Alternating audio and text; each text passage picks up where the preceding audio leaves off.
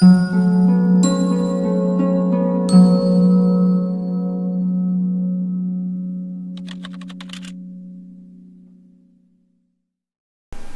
మీ అందరికీ ఆత్మీయ అభినందనలు. మరొకసారి మనం పితామహ పత్రిక గారికి చప్పట్లు కొడదాం. ఒకసారి మన ఇంత అద్భుతమైన జ్ఞానాన్ని ఇచ్చినందుకు వారికి ఒకసారి ధన్యవాదాలు చెప్తూ, ఆత్మ ప్రణామాలు చెప్తూ, ఈరోజు టాపిక్ ముక్తి మార్గం. ముక్తి మార్గం అసలు ముక్తి అంటే ఏంటి? ఎందుకంటే దీని మీద చాలా చాలా చాలా అద్భుతమైన సెషన్స్ ఉన్నాయి. అసలు ఏ గురువు మాట్లాడినా, ఆధ్యాత్మిక వ్యక్తులు మాట్లాడినా ముక్తి అన్న పదం మాట్లాడతారు. ముక్తి అన్న పదం లేకుండా అసలు ఏ ఆధ్యాత్మిక సెషన్ ఉండదు. కనుక మనం ఈరోజు దాని మీద చెప్పుకుందాం. ముక్తి అంటే విడుదల. ముక్తి అంటే విడుదల. దేని నుంచి విడుదల అంటే నీ నుంచి నీకు విడుదల. బయట ఎక్కడి నుంచో విడుదల కాదు. ఫస్ట్ మన నుంచి మనకు విడుదలైతే, మన ఇంద్రియాల నుంచి, మన మైండ్ నుంచి, అన్నిటి నుంచి నీకు విడుదల దొరికితే నువ్వు ముక్త పురుషుడివి. ఏమండి నా నుంచి నాకు విడుదల ఏంటండి అంటే, నేను ఎవరిని అంటే, మీరు ఒక చైతన్యము, మనం ఒక దివ్యాత్మ స్వరూపం. ఒక దివ్యాత్మ స్వరూపమైన మనము మనసులో అంటే మైండ్లో ఇరుక్కొని ఉన్నాం. పంచేంద్రియాల ఆధీనంలో అండ్ మన మైండ్తో కనెక్ట్ అయి ఉంటాం. ఈ విధంగా ఉంటాం అనమాట. ఇది రిలీజ్ చేస్తే మనం విడుదలైపోతాం. అంటే స్వేచ్ఛ పొందిన ఆత్మలం అవుతాం అనమాట, చైతన్యాలు అవుతాం. అంటే మరి ఇప్పుడు ఎందుకంటే అవన్నీ ఉండాలంటే అవి ఉండాలి. ఇప్పుడు పిల్లవాడు స్కూల్కి వెళ్ళాడు. స్కూల్కి వెళ్ళిన పిల్లవాడు స్వేచ్ఛ ఉంటుందా? ఉండదు. ఆ స్కూల్లో టీచర్ చెప్పినట్టు వినాలి, టైం ప్రకారం పీరియడ్స్ మారుతాయి, మధ్యాహ్నం లంచ్ టైంకి తినాలి, ఇట్లా ఉంటాయి అన్నమాట రూల్స్. అలాగే అసలు వెళ్తే ఈ స్వేచ్ఛ పోతుందని వెళ్ళడం మానేస్తే జ్ఞానం రాదు. అందుకని చైతన్యాలమైన మనము జైలైన ఈ జీవితాన్ని, ఈ శరీరాన్ని, ఈ ఇంద్రియాలని, ఈ మనస్సుని, ఈ బుద్ధిని ఎంపిక చేసుకుని వచ్చామండి. ఎందుకు వచ్చాము అంటే అనుభవ జ్ఞానం పొందడానికి. అనుభవ జ్ఞానం ద్వారా వచ్చే చైతన్యాన్ని, అనుభవ జ్ఞానం ద్వారా వచ్చే జ్ఞానంతో చైతన్యాన్ని విస్తారం చేసుకోవడానికి వచ్చాం. ఇది మెయిన్ కీ పాయింట్. సో మరి అలాంటప్పుడు అక్కడే ఉండొచ్చు కదండి అంటే ఉండకూడదు. స్కూల్లో ఎప్పుడు ఉండకూడదు. స్కూల్ టైంలో స్కూల్లో ఉండాలి, స్కూల్ అయిపోగానే ఇంటికి వచ్చేసి దాన్ని ఆనందంగా గడపాలి, అలాగనమాట. సో ఇప్పుడు మనం ముక్త పురుషుల కథ చూద్దాం. అసలు ముక్తి అంటే ఫస్ట్ పాయింట్ ఏంటంటే విడుదల. ఈ ముక్తి అనే పదం ఇప్పుడు కాదు, కొన్ని వేల కోట్ల సంవత్సరాల పూర్వం నుంచే ఉంది. ఆధ్యాత్మిక ప్రపంచంలో కంపల్సరీ ఉంటుంది. మృత్యుంజయ మంత్రంలో కూడా ఉంటుంది ఇది. ఓం త్రయంబకం యజామహే సుగంధం పుష్టివర్ధనం ఓర్వారోక మేవబంధనాత్ మృత్యో మృక్షీయ మామృత. మృక్షి అంటే విడుదల, అంటే మృత్యు విడుదల ఇస్తుంది. ఒకడు చనిపోయి పైలోకాలకి వెళ్ళాడు. పైలోకాలకి వెళ్ళి, ఏమండి ఇక్కడ నరకం అంటే అంటారు కదా, నరకం అంటారు, పైన నరకం అంటారు, చచ్చాక నరకానికి పోతా ఉంటారు కదా, నరకం ఎక్కడండి అని అడిగాడు. అప్పుడు వాళ్ళు చెప్పారు, నువ్వు అక్కడి నుంచే కదా వస్తున్నావు అన్నారు. అంటే భూలోకమే నరకలోకం అజ్ఞానంలో ఉంటే, భూలోకమే స్వర్గలోకం జ్ఞానంలో ఉంటే. కనుక మనం అర్థం చేసుకోవాల్సిన పాయింట్ ఏంటంటే ఫస్ట్ ముక్త పురుషులుగా మనం జీవించాలి. ఎప్పుడు మనం ముక్త పురుషులం అయ్యామో అప్పుడు అద్భుతంగా జీవిస్తాం. అందుకని మొట్టమొదటిగా ఈరోజు పత్రిక రచించిన ఈ గ్రంథంలో తెలుసుకుంటున్నాం. ఏమనంటే ముక్తి అంటే విడుదల, ఫస్ట్ పాయింట్. ఇక దేని నుంచి విడుదల, రెండో పాయింట్కి వెళ్దాం. నా నుంచి నాకు విడుదల. నేను అంటే ఏమున్నాయి అంటే ఆయన చెప్పేది ఏంటంటే దుఃఖం నుంచి విడుదలే ముక్తి. మొట్టమొదటిగా దుఃఖం నుంచి విడుదలే ముక్తి. ఏం దుఃఖం ఉందా మనకి అంటే 3 రకాల దుఃఖాలు ఉంటాయి.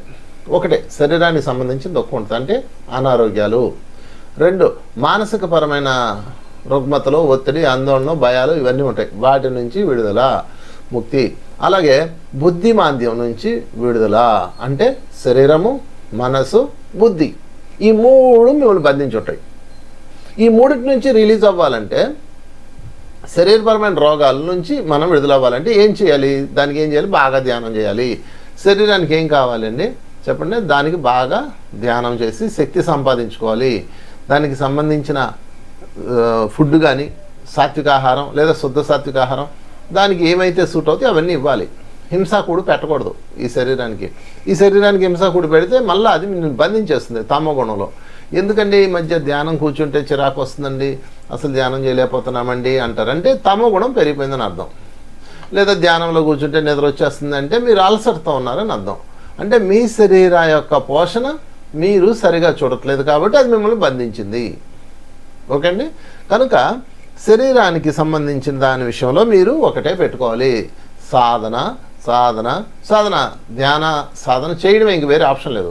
చక్కటి శుద్ధ సాత్విక ఆహారము, ఆనాపానసతి, ధ్యానం, ఈ రెండు చేస్తే శరీరపరమైన రోగాల నుంచి మనకు ముక్తి లభిస్తుంది.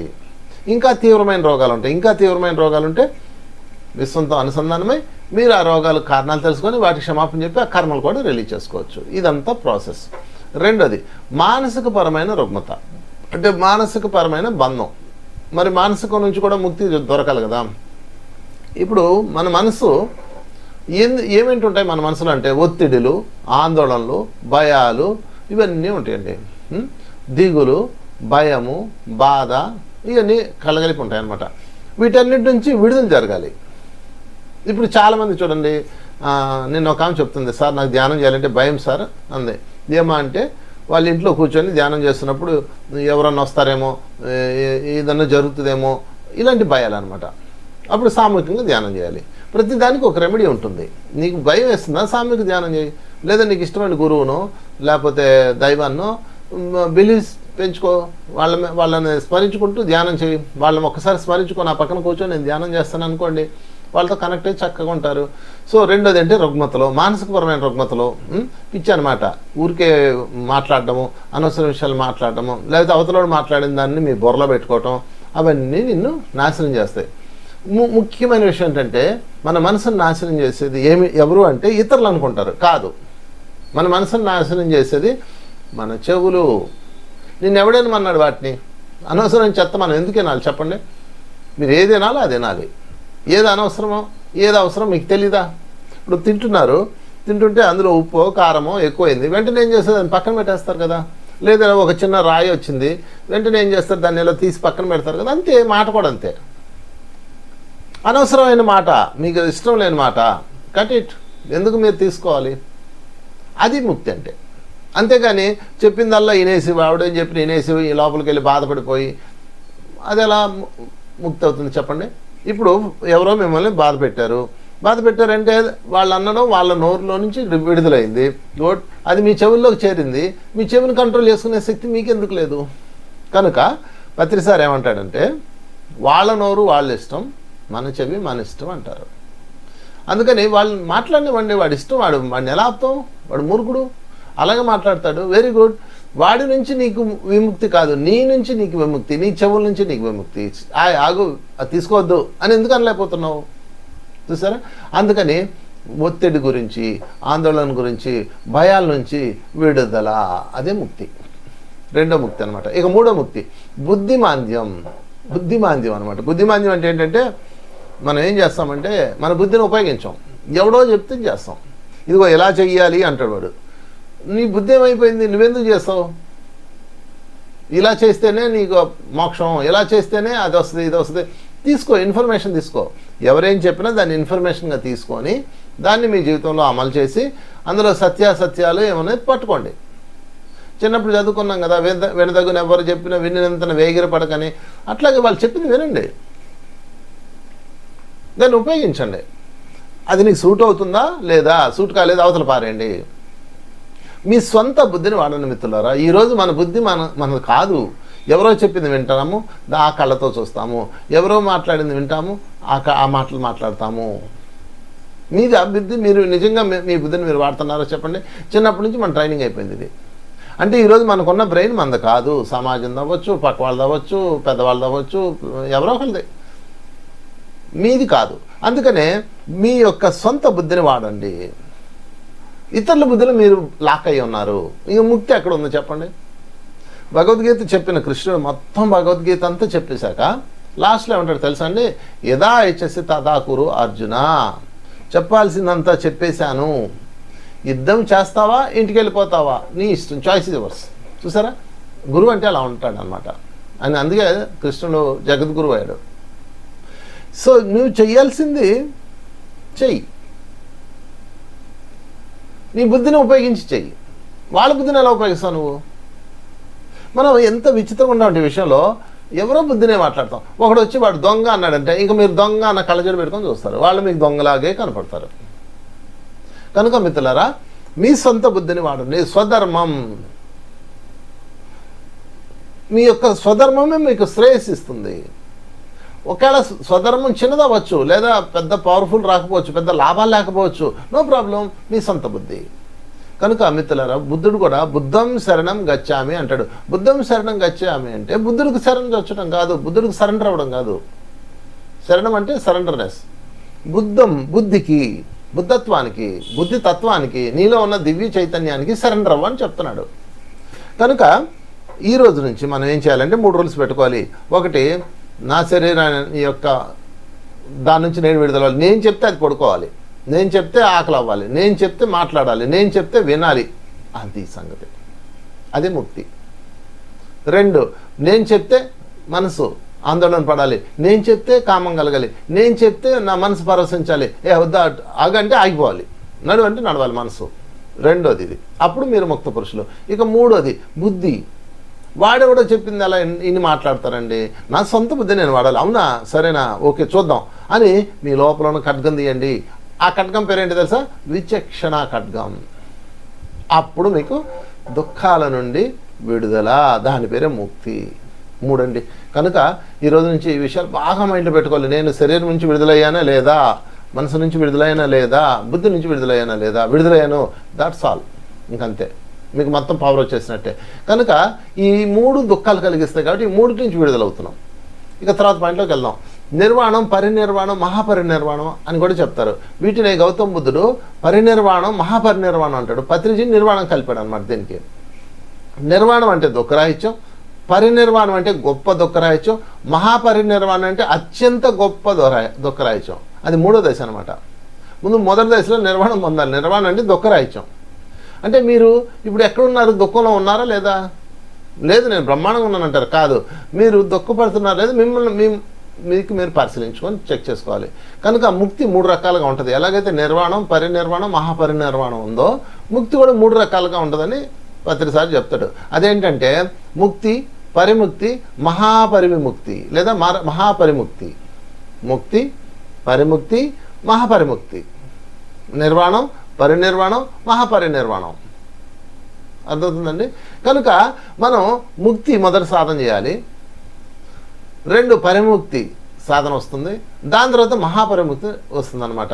సో ఎవరి రోగాల నుంచి, ఎవరి మానసిక రుగ్మతల నుంచి, బుద్ధిమాంద్యం నుంచి ఎవరు తొలగిపోతారో, వాళ్ళు తొలగించుకొని వాళ్ళ చేతిలోకి వాళ్ళు వస్తారో వాళ్ళు ముక్తి పురుషులు. ఇందాక చెప్పుకున్నాం 3 పాయింట్లు. 2, చుట్టుపక్కల ఉన్న వారికి సహాయపడుతున్నప్పుడు వారి దుఃఖాల నుంచి దూరం కావడం, అప్పుడు పరిముక్తి. అంటే మీరు ఎవరికో సాయం చేస్తారు, వాళ్ళు దుఃఖపడతారు, మీరు ఎందుకు దుఃఖపడతారు? వాడు ఏడిస్తే మీరు ఏడుస్తారా? అది వాడి ఆత్మస్థితి, వాడి కర్మ అనుభవించాడు కాబట్టి అనుభవిస్తున్నాడు. మనం ఎందుకు దాన్ని తీసుకోవాలి చెప్పండి? అది పరిముక్తి. అయ్యో వాళ్ళకి ఎంత కష్టం వచ్చిందని మీరు ఎలా బాధపడతారు? లోకానాం సమస్త సుఖినో భవంతు, లోకమంతా సుఖంగా ఉండాలి మీరెలా చెప్తారు? వాడి జ్ఞానం ఉంటే సుఖంగా ఉంటారు. మనుషులందరూ సుఖంగా ఎలా ఉంటారండి? వాడు కర్మలు చేశాడు కాబట్టి వాడి స్థితిని బట్టి వాళ్ళు ఉంటారు.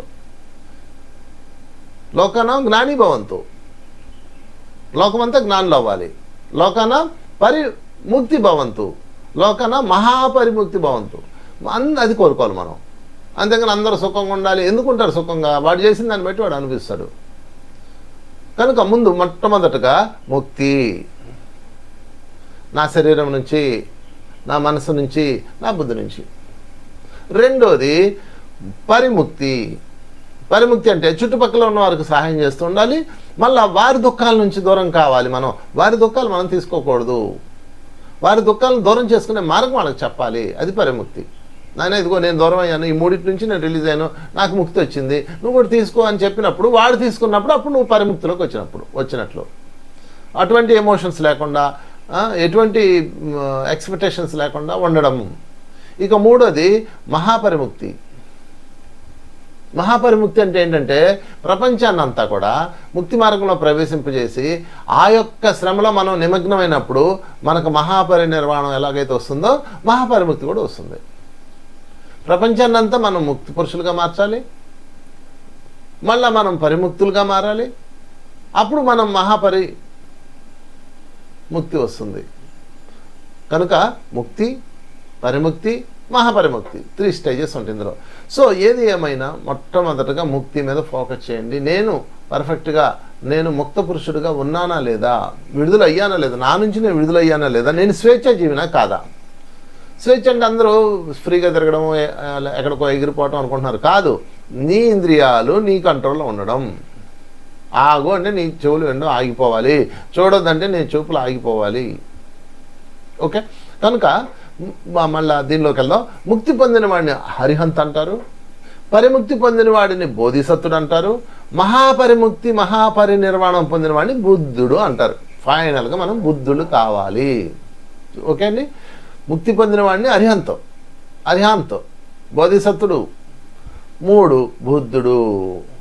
అరిహంత్ అంటే తనలోని శత్రువులను చంపుకున్నవాడు, అంటే అరిషడ్ వర్గాలని, తనను తాను స్వయంగా గుణాతీతుడైన వాడు. బోధిసత్తుడు అంటే కొంతమందిని ఆ మార్గంలో ప్రవేశింపజేసేవాడు, అంటే టీచర్ అనమాట, మెడిటేషన్ టీచర్. తన చుట్టుపక్కల ఉన్న కొంతమందిని చక్కగా ముక్తి మార్గం నుంచి సాధన చేయించేవాడు. ఇది 2వ దశ. ముందు మనం సాధించాలి, ఇంకోటి చెప్పాలి. చెప్పడం కూడా ఒక అద్భుతమైన ఆర్ట్ అండి. వాళ్ళకి అనుకూలంగా చెప్పాలి, వాళ్ళకి నచ్చినట్టుగా చెప్పాలి, కానీ సత్యం చెప్పాలి, సున్నితంగా చెప్పాలి, ఎట్లా అవసరమైతే అట్లా చెప్పాలి. వాళ్ళకి ఏది అవసరం మీరు గమనించి టీచ్ చేయాలా. అందుకని మీరు నేర్చుకోండి, బాగా చెప్తూ ఉండండి. బాగా సక్సెస్ అయిన వాళ్ళు ఉంటారు, బాగా ఎంతోమందికి టీచ్ చేస్తూ ఎంతోమంది మనసు గెలుచుకున్న మాస్టర్స్ ఉంటారు, వాళ్ళని స్టడీ చేయండి. నేను క్లాసెస్ చెప్పేటప్పుడు పత్రిసారిని గమనించేవాడిని. ఇంతమంది ఈయనకి ఎలా అట్రాక్ట్ అవుతున్నాడు, ఈయన మాయలు చేస్తలేదు, మంత్రాలు వేయట్లేదు, ఇంతమంది ఎలాగ ఈయన చెప్తుంది వింటున్నారు, మంత్రముగ్ధులే వింటున్నారు, నాదస్వరం ఎలా ఉంటుంది, నాకు మంత్రముగ్ధులే వింటుంది, అలా అనమాట. అంటే అలాగే ఎలా వింటానంటే ఆయన చెప్పే విధానం. అంటే ఆయన ఎలా చెప్తాడు, బోధిసత్తుడు.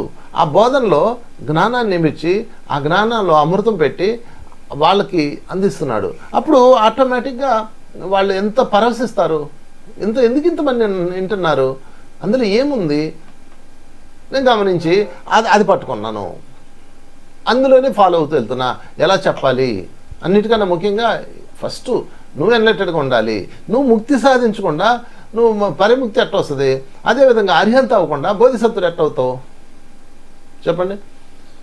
అరిహంత్ అయితేనే బోధిసత్తుడు అవుతారు, లేకపోతే మిగతా పేరం ఉండదు. ఏదో చెప్తా ఉన్నారు, కొన్ని 100 మంది చెప్తానే ఉన్నారు, లక్షల మంది చెప్తానే ఉన్నారు, వినేవాడే లేడు. స్టేజ్ మీద మైక్ పట్టుకొని కూర్చుంటే 3 ఉంటారు కిందన.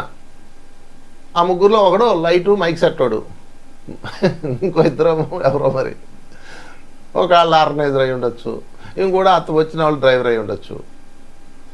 ఇదే అది కాదు, మీరు బోధిసత్తులు అవ్వాలి. అది ముక్తి అంటే. ముక్తికి 2nd లెవెల్ ఇది. ఫస్ట్ ముక్తి సాధిస్తేనే బోధిసత్తుడు అవుతాడు, ముక్తి సాధిస్తేనే అరిహంత్ అవుతాడు.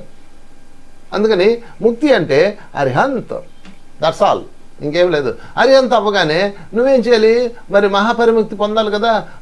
మహాపరిముక్తి పొందాలంటే పరిముక్తి పొందాలి. పరిముక్తి పొందాలంటే బోధిసత్తుడు అవ్వాలి.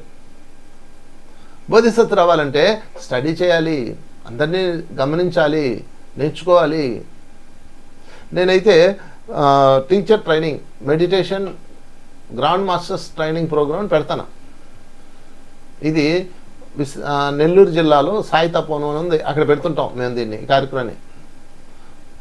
5 రోజుల పాటు ఉంటుంది ట్రైనింగ్, ఆన్లైన్లో ఉంటుంది. ఒక్కోసారి మెయిన్ అక్కడ ఆఫ్లైన్లో పెడతాం. 3 డేస్ అక్కడే ఉండాలి. వసతి సౌకర్యం, భోజన సౌకర్యాలు అన్నీ మేము ఉచితంగా ఇస్తాం. ఈ భూమండలం అంతా బోధిసత్వం తయారు చేయాలి. వాళ్ళకి నేను గైడ్ చేస్తున్నాను అనమాట. అందరు మాస్టర్స్ నుంచి సేకరించిన ఇన్ఫర్మేషన్ అంతా ఇచ్చి ఎలా మాట్లాడాలి, ఎలా ధ్యానం చెప్పాలి, సాకారం గురించి ఎలా టీచ్ చేయాలి, మన మీద ఎవడన్నా మాట్లాడుతుంటే వాడికి ఎలాగా మనం బ్యాలెన్స్ చేయాలి, తర్వాత మన మైండ్ని ఎలా బ్యాలెన్స్ చేసుకోవాలి, ఇవన్నీ అక్కడ ట్రైనింగ్ ఉంటాయి. ఎప్పుడన్నా మీరు అవకాశం ఉంటే రండి. ప్రతి నెల ఉంటుంది ప్రోగ్రాము. బోధిసత్తుడు అయి తీరాలి. నేను 1,00,000 మంది బోధిసత్వం తయారు చేయాలని నిర్ణయం తీసుకున్నా. ఇప్పటికే చాలామందిని చేశా. అంటే నేను చేయడం అంటే గైడెన్స్ చేస్తున్నా అంతే. నేనేదో మంత్రాలు చేయటంలా. ఎలా చెప్తే బాగుంటుంది, చెప్పేటప్పుడు ఎలాంటి భావజాలం ఉపయోగించాలి, ఎలాంటి వాక్కు వాడాలి, ఎలాంటి యాటిట్యూడ్స్, టీచింగ్ టెక్నిక్స్ అన్నీ నేను నేర్పిస్తాను అక్కడ. మీరు ఎవరైనా అవకాశం ఉంటే రండి. ఈ మాస్టర్స్కి ఎవరికన్నా ఫోన్ చేసినా వాళ్ళు మీకు ఇస్తారు.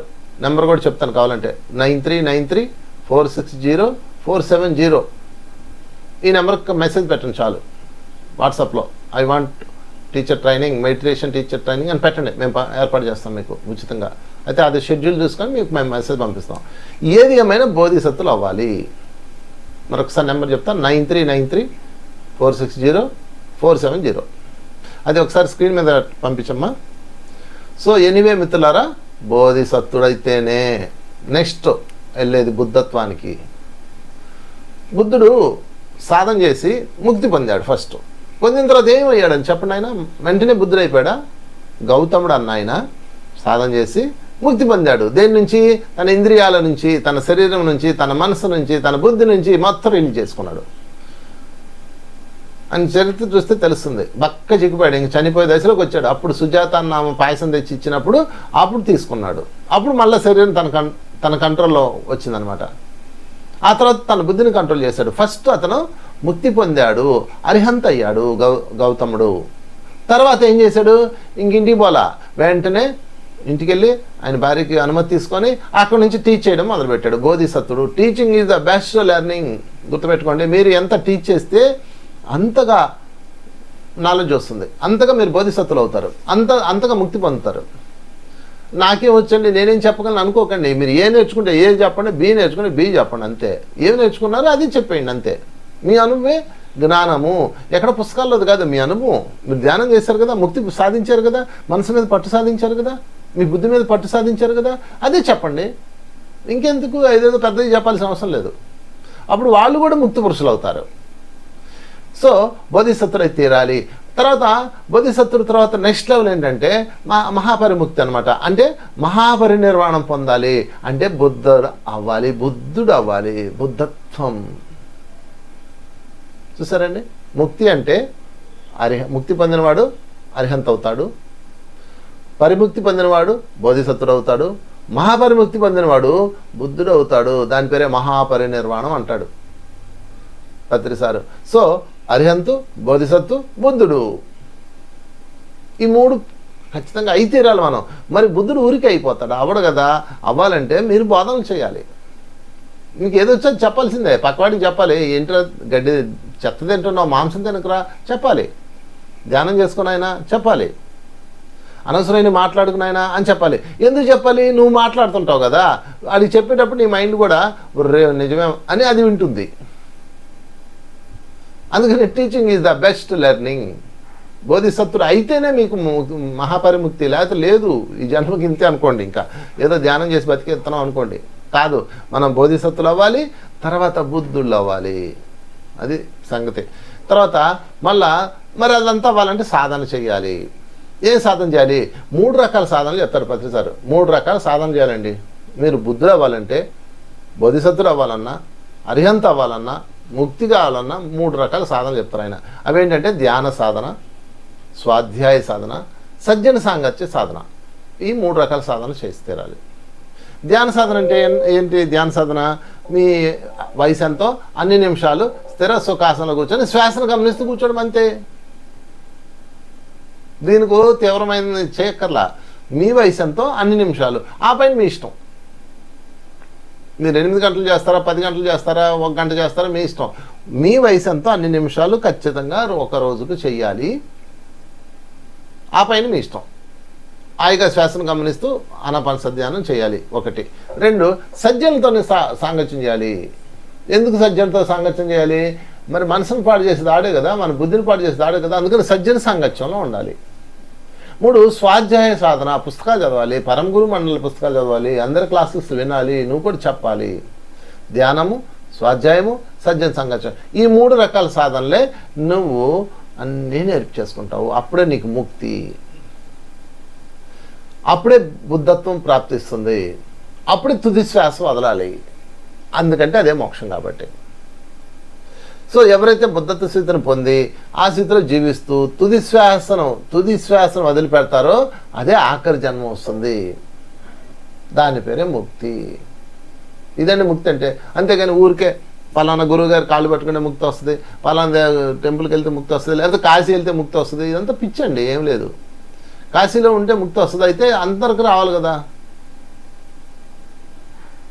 ముక్తి రావాలంటే మీరు బోధిసత్తులు అవ్వాలి, బుద్ధుళ్ళు అవ్వాలి, బుద్ధులు అవ్వాలంటే బోధిసత్తుడు అవ్వాలి, బోధిసత్తుడు అవ్వాలంటే అరిహంత్ అవ్వాలి, దుఃఖాన్ని హరించి వేయాలి.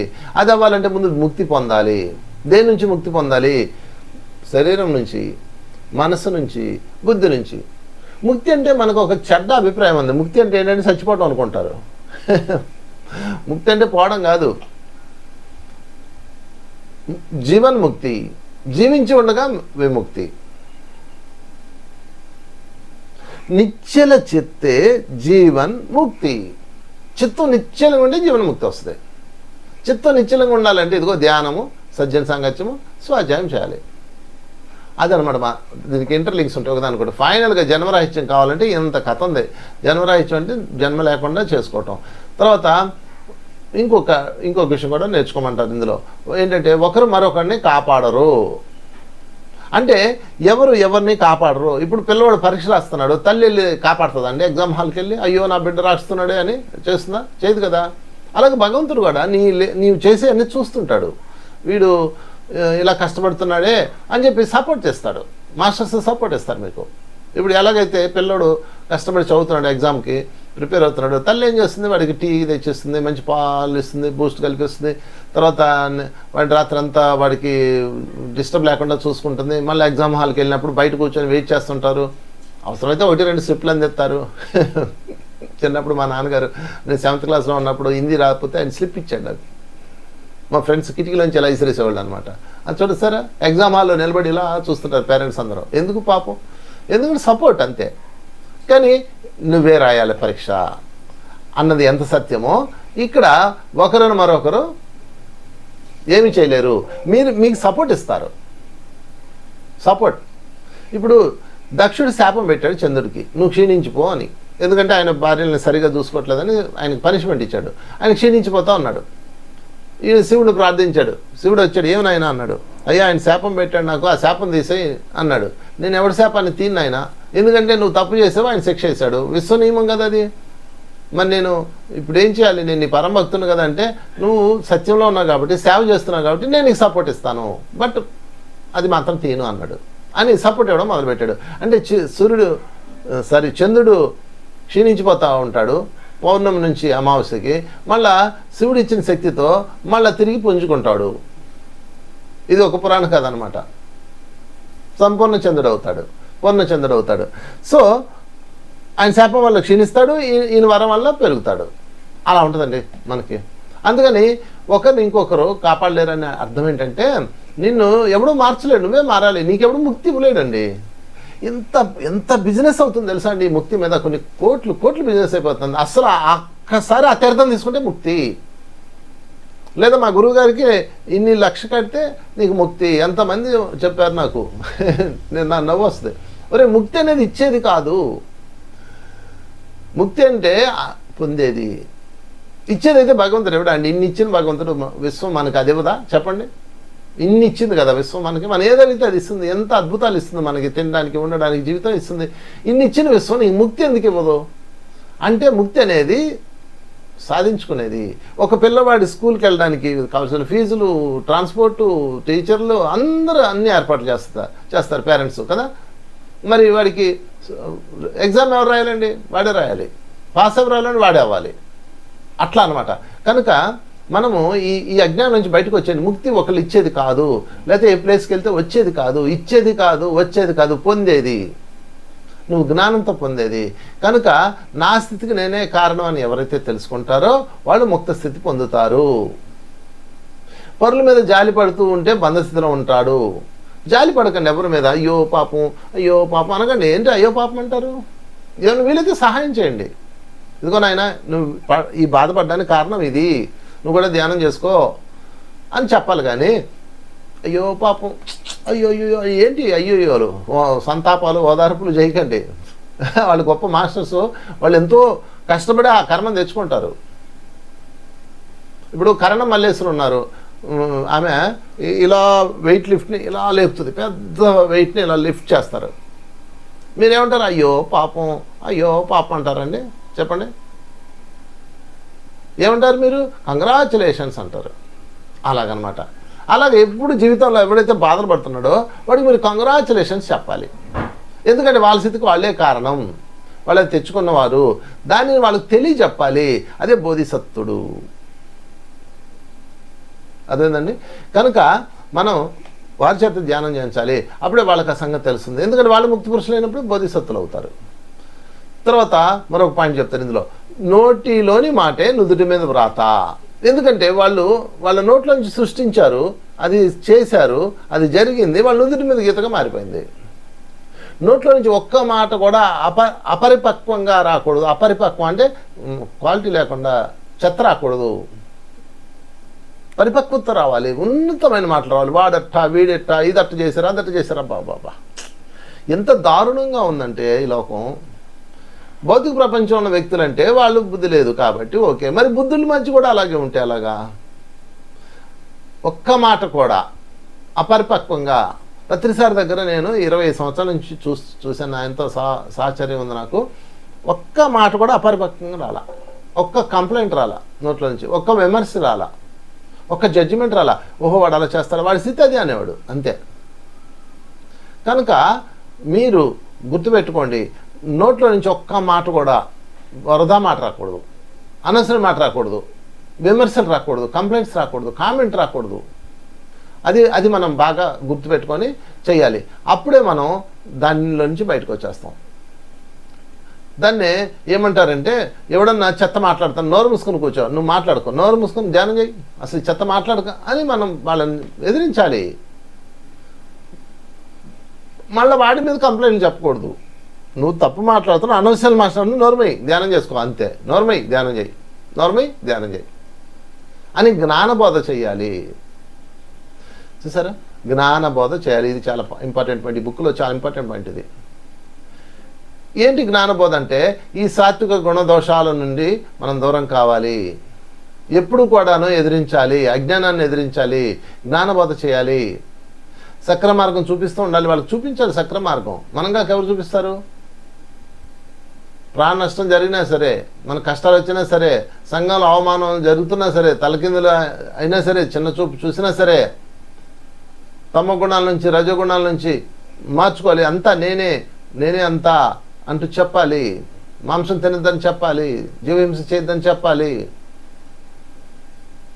కనుక మిత్రులారా, ఎలాగైతే ముక్తి, పరిముక్తి, మహాపరిముక్తి ఉందో,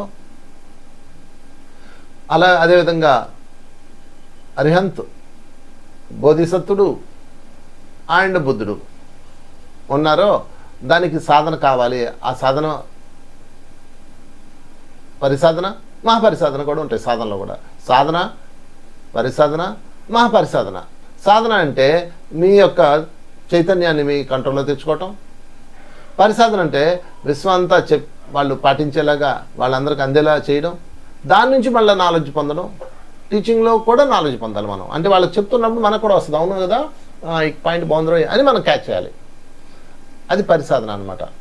అదేవిధంగా అవతల అనుభవాలు వినాలి, ఆ అనుభవాల నుంచి నువ్వు పాఠం నేర్చుకోవాలి. అలాగ విశ్వమంతా చేస్తే మహాపరిసాధన. సో సాధన మీకి వస్తేనే ధ్యానం వచ్చినట్ట చెప్పండి. ఒకసారి నేను పత్రిసారిని అడిగాను, సార్ నాకు అనుభవాలు రావు ధ్యానంలో అన్నాను. ఆయన ఏమన్నాడంటే, నాకు రావు అన్నాడు. పత్రిసారి అన్నారు. అంటే నేనేమన్నానంటే, అయ్యా ఎందుకని అంటే ఆయన చెప్పారు, మన సాధన అప్పుడే అయిపోయింది నాయన, పాస్ట్లో అయిపోయింది అన్నారు. అప్పుడు నేనేమన్నానంటే, మరి నాకు ఎలా తెలుస్తాయి అనుభవాలు కావాలి కదా, నేను టీచ్ చేయాలంటే అనుభవాలు కావాలి కదండి. అప్పుడు నేను ఏం చేయాలి, నేను ఎలాగా అనుభవాలు లేకుండా నేను ఎలా చెప్పగలను, నేను ఎలాగా టీచ్ చేయగలను అంటే అప్పుడు ఆయన చెప్పాడు, ఇతరులకు వచ్చే అనుభవాలు శరీరానికి వస్తాయా ఆత్మకు వస్తాయా? ఆత్మకు వస్తాయి. మరి నీ అనుభవం శరీరందా ఆత్మదా? ఆత్మదే. వాళ్ళ అనుభవం శరీరందా ఆత్మదా? ఆత్మదే. మరి వాళ్ళ ఆత్మ నీ ఆత్మ ఒకటే కాదా? ఒకటే. అయితే వాళ్ళ అనుభవం నీదే కదా అన్నారు. అంతే. అంటే ఇతరుల అనుభవాలు వినాలి. అంతమంది అనుభవాలు వింటూ దాన్ని మీరు సాధన చేయాలి. అవునా, ఒక అద్భుతం జరిగిందిరా నీకు, అబ్బా ఆ అద్భుతాన్ని చూసావు, ఓ మాస్టర్ నీకు అద్భుతమైన అనుభవం చెప్పాడు అని దాన్ని మీరు అనుభవంలోకి తెచ్చుకొని జ్ఞానంగా మలుచుకోవాలి. చూసారా మిత్రులారా, ఇవి 3 అనమాట. మొదటి మాట సాధన, పరిసాధన, మహాపరిసాధన. ముక్తి, పరిముక్తి, మహాపరిముక్తి. నిర్వాణం, పరినిర్వాణం, మహాపరినిర్వాణం. అరిహంత్, బోధిసత్వుడు, బుద్ధుడు. ఈ 4 కేటగిరీలు. 4 × 3. బాగా గుర్తుపెట్టుకోండి, ముఖ్యమైన పాయింట్స్ ఇందులో అందించబడ్డాయి. ముఖ్యమైన పాయింట్స్ ప్రతిసారి రాశాడు. సో కనుక మనం ఫైనల్గా మహాపరిసాధకుడు అవ్వాలి, మహాపరిముక్తి పొందాలి, మహాపరినిర్వాణం పొందాలి, ఫైనల్గా బుద్ధుడైపోవాలి. అలా అవ్వాలంటే ఈరోజు మొదలు పెట్టాలి. కనుక మనం ఎప్పుడైతే ధ్యానం చేస్తామో, ఎప్పుడైతే ముక్తత్వంలో ఉంటామో, ఎప్పుడైతే ఆ దివ్యత్వంలో ఉంటామో అంతా వచ్చేస్తాయి. నేను ఆత్మను, నా వాస్తవానికి నేనే సృష్టికర్తను, అది సత్యం. నేను ఆత్మను, నా వాస్తవానికి నేనే సృష్టికర్తను. ముక్తాభిమాని ముక్తోహి అంటారు. ముక్తాభిమాని ముక్తోహి అంటే ముక్తిని అభిమానించాడు తప్పకుండా ముక్త పురుషుడు అవుతాడు. ముక్తిని అభిమానించండి మీరు. నేను విడుదల అవ్వాలి తప్పన, అదే, ఇంకేం లేదు. ఈ ప్రపంచము ఇదంతా ఉంటుంది, అది పక్కన పెట్టేయండి. ఇవన్నిటి నుంచి నేను ముక్తి పొందాలి. ముక్తి ముక్తి ముక్తి, రోజు ఇదే భజన చేయండి. ముక్తాభిమాని ముక్తోహి అంటే ముక్తిని అభిమానించేవాడు తప్పకుండా ముక్త పురుషుడు అవుతాడు. ఏదో రోజు అవుతాడు అబ్బా, ఏదో జన్మలో అవుతాడు. ఏంటంట ఇవాళ కాదు, రేపు కాదు, తెల్లండి. వాళ్ళనే పుణ్య పురుషులు అంటారు. పుణ్య పురుషులు, పురుషుడు, పుణ్యపురుషుడు, పురుషోత్తముడు, ఐదోది ఇది. పురుషుడు అంటే ఏంటి? దివ్యత్వం పొందినవాడు, ఆత్మస్థితిలో ఉన్నవాడు. పుణ్యపురుషుడు అందరికీ అందించేవాడు. పురుషోత్తముడు విశ్వమంతా చేసేవాడు, విశ్వమంతా తానే జీవించేవాడు. అన్నమయ్య వెంకటేశ్వరం ఏమంటాడు? పురుషోత్తమ అంటాడు. పొడగంటిమయ్యా మేము పురుషోత్తమ అంటాడు. పురుషోత్తములు అవ్వాలి. ఇంత ఉంది మిత్రులారా ఈ ముక్తిలో. సో చూడడానికి ముక్తి అని అనేస్తున్నాం. సో ముక్తి ఖచ్చితమైన అద్భుతమైన ఒక టాస్క్ మనకి. ఈ టాస్క్ మనం ఖచ్చితంగా సాధించి తీరాలి. ఎందుకంటే ఈ ముక్తి అన్నది కనుక మనం లేకపోతే ఎందుకు ఈ జీవితం, ఎందుకు ఇదంతా ఇంత కష్టపడి సంపాదించుకుందంతా టింగ్ మీద వదిలేసి మళ్ళీ వెళ్ళి మళ్ళీ ఇంకో చక్రంలో రావాలి. మృత్యు మృక్షీయ మామృత. మృత్యువు మృక్షనివ్వాలి, మృక్షని విడుదల. అది అమరత్వం వైపు తిరగాలి. అంటే మన మరణం అమరత్వం వైపు వెళ్ళిపోవాలి. అంటే జనన మరణ చక్రాలకి దూరంగా వెళ్ళిపోయి ఉండాలి. అది అందులో ఆ శ్లోకంలో ఉన్నది. కనుక ఫైనల్గా ముక్తి సాధించి తీరాలి. ముక్తాభిమాని ముక్తో, ముక్తాన్ని అభిమానించండి. ఈ రోజు నుంచి నేను ముక్తి పురుషుని అవ్వాలి, ముక్తి పొందాను లేదా ప్రతి దానిలో చెక్ చేసుకోవాలి. ఇప్పుడు ఆకలేస్తుందనా, ఆగు తిందాంలే, సరే అండి అందాన్ని బాడీ నువ్వు ముక్తి పురుషుడివే, దేహంలో ముక్తి పొందినట్టే. ముక్తి అంటే చచ్చిపోవటం కాదండి. ముక్తి అంటే నువ్వు నీ ఆధీనంలోకి రావడము. అన్నీ మూడే చెప్పుకున్నాం కదండి, శరీరము మనసు బుద్ధి. నీ ఆధీనంలోకి రావడము. నిద్ర వస్తుంది, ఆగో అనాలి, అంతే, అది అయిపోవాలి. వాడు ఎవడో మాట్లాడుతున్నాడు, మన బాధ కలుగుతుంది, ఆగు అనాలి. ఇది సాధన చేయండి. ఒక్కరోజు నేను రాదు ఇదంతా. ముందు ముక్తి వస్తే తర్వాత పరిముక్తి వస్తుంది. రెండే బాగా ప్రాక్టీస్ చేయండి, ముక్తి పరిముక్తి. మహాపరిముక్తి అది పక్కన పెడదాం, ముందు అది ఈ రెండు చేద్దాం. బుద్ధత్వం సంగతి తర్వాత, ముందు ముక్తికే దిక్కులేదు, అరిహంతకే దిక్కులేదు. అందుకని మనం ఏం చేయాలంటే ఈ రోజు నుంచి ముక్తి, ఆగు, ఆగిందా లేదా. ఎవరు మిమ్మల్ని ఏమైనా అన్నారనుకోండి, మీకు కోపం వచ్చేస్తే ఆగు, చూస్తా కథ చూస్తా. ఒకసారి ఏం జరిగిందంటే బుద్ధుడు కూర్చొని ఉన్నాడు. బుద్ధుడు కూర్చొని ఉంటే ఎవరో వచ్చి బుద్ధుడి మీద ఉమ్మేశాడు. ఉమ్మేగానే వెంటనే ఆనందుడికి కోపం వచ్చింది. బుద్ధుడు ఏమన్నాడు, అతను ఇంకా చూసి థ్యాంక్ యూ అన్నాడు. ఆనందుడు కోపం వచ్చింది, కర్ర పట్టుకొని జమ్మని వచ్చాడు కొట్టడానికి. ఆగాగా నేను అన్నాడు. అదేంటి నీ మీద ఉమ్మేసిన ఎందుకు క్షమిస్తావు, వాడిని తాడు తీయాలి అన్నాడు. అప్పుడు బుద్ధుడు ఏమన్నాడంటే, పైగా అడిగి థ్యాంక్స్ ఎందుకు చెప్పా అన్నాడు. అప్పుడు బుద్ధుడు ఏమన్నాడంటే, నాయన వాడు ఏదో పని చేశాడు, ఓకే, మనం వెంటనే ఎందుకు రియాక్ట్ అవ్వాలి, మనం అనుకున్నప్పుడు మనం రియాక్ట్ అవ్వాలి. వాడి సంగతి తెలుస్తాను, నేనేం వదలను, వాడి సంగతి తెలుస్తాం. అయితే వాడు ఉమ్మేయగానే నా కోపం వచ్చింది, నాకు తాపం, అన్నీ నా కంట్రోల్లో ఉన్నాయి. ఆగు అంటే నా మనసు ఆగిపోయింది, కంట్రోల్ అంటే ఆగింది. అంటే నేను బుద్ధుని అయిపోయాను, నేను ముక్త పురుషుని అయ్యాను, అరిహంతుని అయ్యాను, బోధిసత్తుని అయ్యాను, బుద్ధుని అయిపోయాను. ఇప్పుడు నువ్వెవరు, నీ పేరు ఆనందు, నీ కోపం వచ్చింది అంటే నీ కోపం వాడి కంట్రోల్లో ఉంది, నా కోపం నా కంట్రోల్లో ఉంది. చూసావా, అంటే నువ్వు ఇంకా సాధన చేయాలి, ఇంకా నువ్వు ముక్తి సాధించాలి. ఇంకా నువ్వు అర్హంత అవ్వాలి, ఇంకా నువ్వు పండలేదు, నువ్వు పండావా లేదా, నేను పండానా లేదా తెలియ చెప్పింది వాడే కదా, అందుకని వాడికి థ్యాంక్స్ అంటాడు. చూసారా మిత్రులారా? కనుక మీరు కూడా పరీక్ష పెట్టుకోండి. ఇప్పుడు మీకు రెడీ అవుతుంది, పొద్దున్నే స్టార్ట్ అయి ఉంటుంది, ఇంకా కాపీ రాలేదని ఈ పట్టుంటారు, మీకు జూ ఈ పట్టు ఉంటుంది. ఓ కంట్రోల్ కంట్రోల్, అది ముక్తి అంటే.